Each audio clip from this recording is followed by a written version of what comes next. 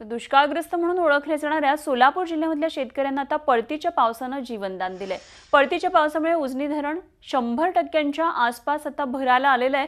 सध्या धरण 99.34% इतकं भरलंय। गेल्या 4 वर्षांपासून दुष्काळाची झळ सोसलेल्या सोलापूरकरता त्यामुळे 2 ऑक्टोबर हा दिवस विशेष आनंदाचा असणार आहे, कारण रविवारी सकाळपर्यंत उजनी धरण हे 100% भरलेलं असेल आणि त्यावेळी उजनीमध्ये 117.24 टीएमसी इतका जलसाठा असेल। दरम्यान जलाशयामध्ये चांगला पाणीसाठा झाला म्हणजे सिंचनाचे प्रश्न आणि पिण्याच्या पाण्याचा प्रश्न सुटेल अशा गैरसमजामध्ये जनतेने राहू नये असं भीमा मंडळाच्या अभियंत्यांनी सांगितलेलं आहे आणि यासोबतच पाणीसाठ्याचा योग्य पद्धतीने वापर करण्याचं आवाहन देखील त्यांनी केलंय।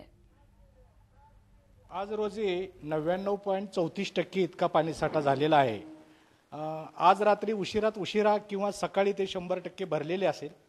यावर्षी नमूद करण्याची गोष्ट अशी आहे की 1 जुलैपासून धरणामध्ये एकूण 98 टीएमसी इतक्या पाणीसाठ्याची आवक झालेली आहे। राज्यातलं हे सर्वात जास्तीत जास्त पाणीसाठा क्षमता असलेलं हे धरण आहे।